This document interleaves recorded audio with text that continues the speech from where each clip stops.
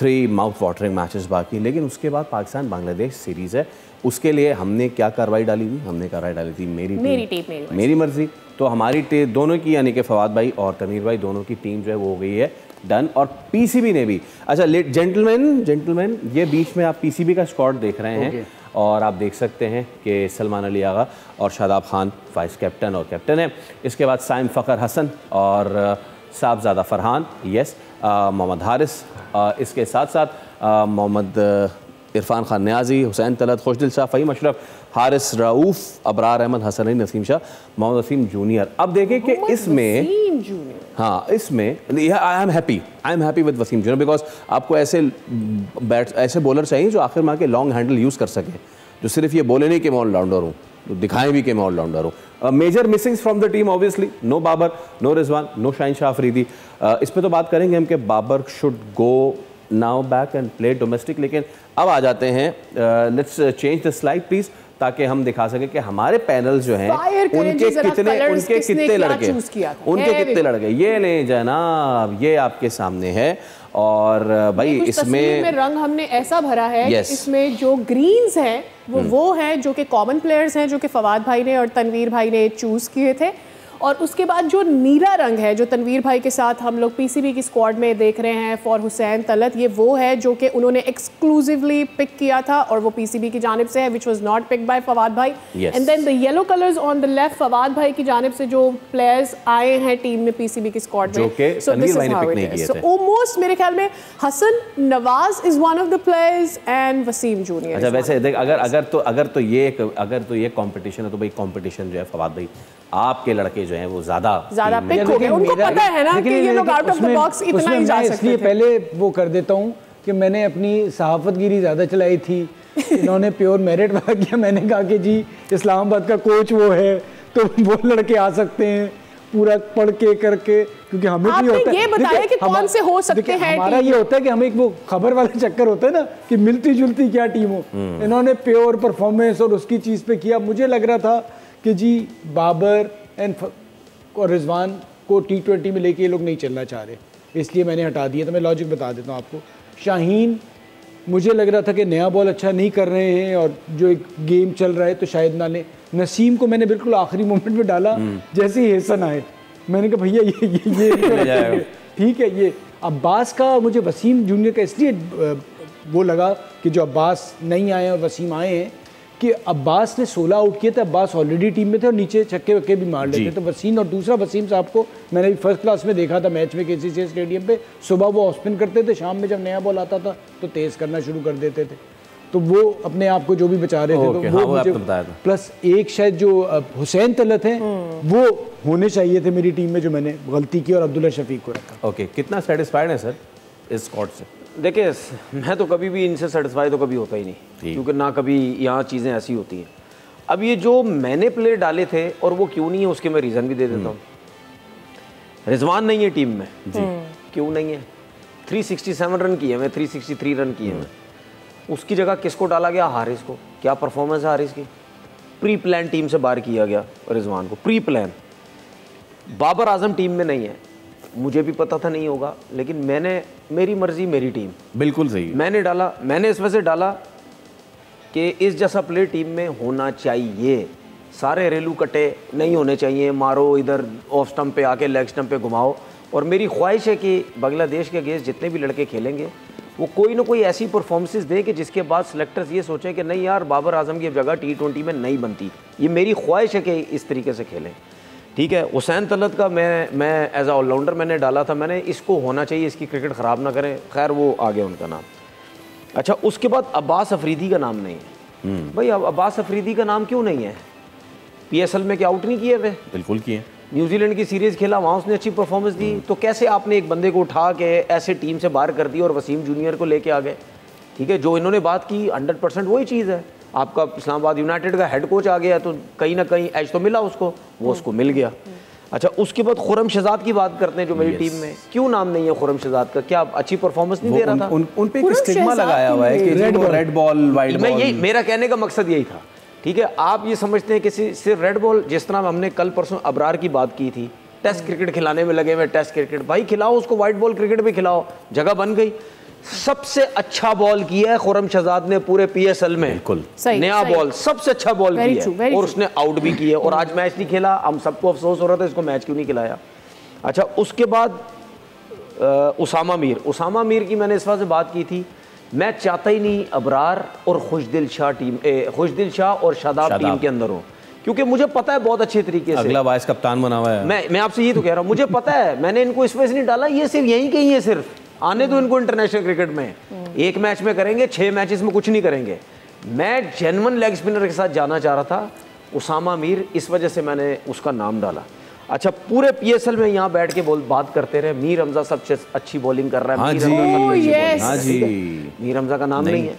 मैंने ये नहीं कह रहा हो सकता मैं ठीक हूँ, ड्रॉप शाहीन, मैंने बिल्कुल, अब मैंने मीर हमजा को क्यों डाला था, लेफ्ट आर्म की वजह से मैंने शाहीन का नाम नहीं डाला था। मैंने शाहीन को हटा के अगर मैं मीर हमजा को डालता हूँ, वो भी लेफ्ट आर्म फास्ट बॉलर है। और मुझे एक बात बताओ, मीर हमजा को कोई हाली रेट करता ही नहीं, वो आराम से करके कहीं ना कहीं बॉलिंग अच्छी करता रहता है, नया बॉल, पुराना बॉल, आखिरी ओवर, ये सब करता रहता है। तो मेरा सिर्फ कहने का मकसद है, क्या इन लड़कों का हक नहीं है? बिल्कुल। क्या यही लोग बांग्लादेश के अगेंस्ट नहीं खेल सकते? क्या ये खेलेंगे सारे? ये नसीम शाह हो गए तो शादाब हो गए, शादाब को वाइस कप्तान बना दिया। सलमान आगा के बारे में सब कहते हैं यार ये T20 का प्लेयर ही नहीं, मैं नहीं, इसे सारे कहते हैं, सही है ना। और वो क्या कहते हैं उसको, शादाब को वाइस कप्तान बना दिया। बाबर की बात मैं ये जो बोलूँगा वो ये, बाबर के पीछे वैसे ही पर्सनल हुए में सारे, ठीक है, उसकी वो अच्छा भी करे तो पर्सनल हो जाते हैं, नहीं करते हो तो वैसे ही पीछे।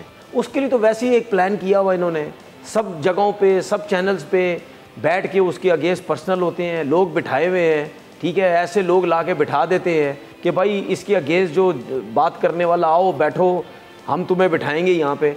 तो सब चीज़ें वही लोग टीवी पे बैठे हैं, वही लोग सोशल मीडिया में यूट्यूब चला रहे हैं, चारों तरफ से उसके अगेंस्ट लगे हुए हैं।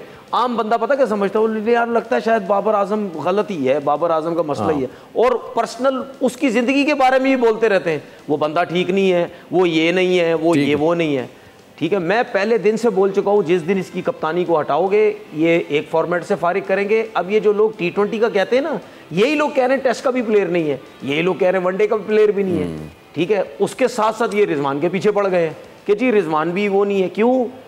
ये सिलसिला वहीं से शुरू हुआ था जहाँ सैरोगेट कंपनी पे पर्चा लगा था।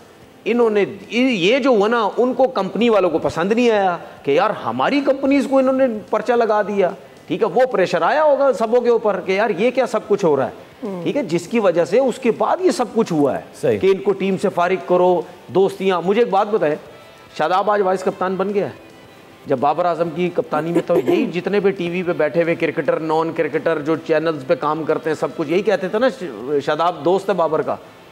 आज बोलो, हसन अली भी आ गए टीम में। मैं वही तो कह रहा हूँ, आज बोलो ना शादाब के बारे में, ये कैसे आ गए टीम के अंदर। वो शादाब का मसला नहीं था, वो बाबर से पर्सनल हुए थे, ठीक है ना। मतलब यानी ये हाल हो गया है। 191 रन के स्ट्राइक रेट से वो एक मैच में उसने रन किए 94, वो टीवी पे बैठ के क्रिकेटर कह रहा है अपने लिए खेलता है। अगर आज मैं बोलूं 50 रन किए हैं साहबजादा फरहान ने, जिसको बाबर ने जब बाबर कप्तान था उसने ठुडा मार के जब उसको टीम से फारिग किया था, 2018-19 की बात है, ठीक है।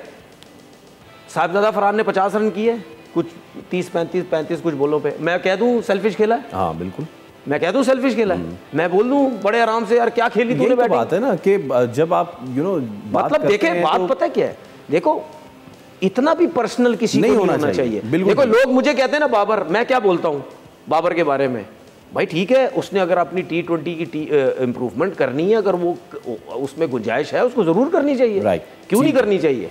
तो इतना पर्सनल तो ना हो जाओ ना, वो अच्छा भी करे। अब मुझे पता है ना, पूरा सोशल मीडिया देख लेना, मजा आ गया बाबर टीम से ये आपके क्रिकेटर बात कर रहे होंगे, ये आपके टीवी पे बैठ के जो शो करने वाले लोग हैं वो ये बात कर रहे होंगे। तो बाबर, उनकी कहानी तो बड़ी लंबी है। फवाद भाई, ये जो अब आया स्क्वाड, मैं चाहूंगा इस पे आप भी जरा बताएं। अच्छा, कितने मुतमईन है, किसको मजीद होना चाहिए था, किसको नहीं होना चाहिए। ऑल्सो जो साइम की स्पेकुलेशन चल रही है कि साइम को नई टीम में होना चाहिए था, he should have been rested, played domestic, उसकी फिटनेस पहले देख लेते। पाकिस्तान टीम के साथ वो परफॉर्म करते हुए आए हैं तो इसलिए टीम में रखा है, बट फिर वही वाली बात कि अब्बास आफरीदी को क्यों नहीं रखा, अगर आपने यही क्राइटेरिया रखा था। साथ साथ ये है कि एक और चीज़ जो नोट करनी चाहिए कि साहबजादा फरहान के नाम के नीचे विकेट कीपर लिखा हुआ जी, ज्यादती है यार। मेरा सवाल ये, बदकिस्मती ये है आपकी कि मुझे मी हारिस को टीम में डालना पड़ा। आपने आज हसीबुल्ला को देखा होगा, बहुत बात कर रहे होते हैं, एक ही चांस मिला था, जिस किस्म का रनआउट उन्होंने मिस किया है ना, वो कतई तौर पे समझ से बाहर है, ठीक है। एंड अफसोस आपके पास इस वक्त ये है कि आपको कोई विकेट कीपर बैटर नज़र नहीं आ रहा। रिजवान ठीक है, एक्सपीरियंस है, सारा कुछ है, लेकिन अगर आपको किसी नए के साथ जाना हो या देखना हो तो आपके पास ऑप्शन यही बचे हैं। तो जो हम कह रहे हैं ना कि क्रिकेट में आपके पास ऑप्शंस ही नहीं है, तो वो एक बहुत बड़ा ड्रॉबैक है।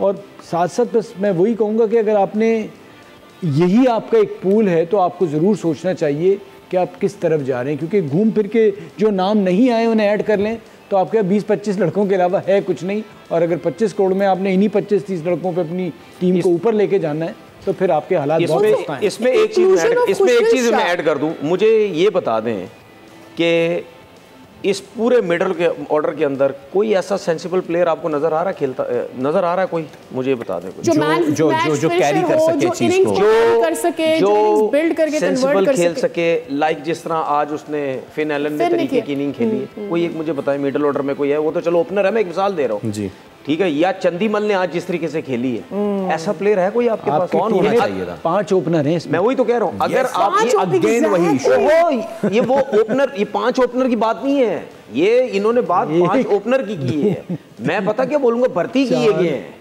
भर्ती की है, बिला वजह डाले हैं, ये लो जी डाल देते हैं 5 ओपनर। 5 ओपनर हम जब ऑस्ट्रेलिया बचपन में देखते थे, जाते मतलब थे यानी तो वहां पर 1 डाउन एक एक्स्ट्रा ओपनर जाता मतलब यानी 5 ओपनर आपने रखे हैं। ज्यादती की हद होती है ना यार। वही बात है, इधर या तो ओपनर है या फिर बॉलर है, प्लस बीच में। अच्छा देखिए, एक जो उन्होंने देखो रुकनी टीम क्यों अनाउंस की है यार? अच्छा 3 मैचेस है, इन्होंने जो बात की है ना अभी, ये साहबजादा फरहान की विकेट कीपिंग की, ये विकेट कीपिंग का नाम इस वजह से साथ में लगाया क्योंकि इन्होंने रखना था दूसरा विकेट कीपर, जिस उसको कर दिया, वो तो प्योर बैट्समैन है।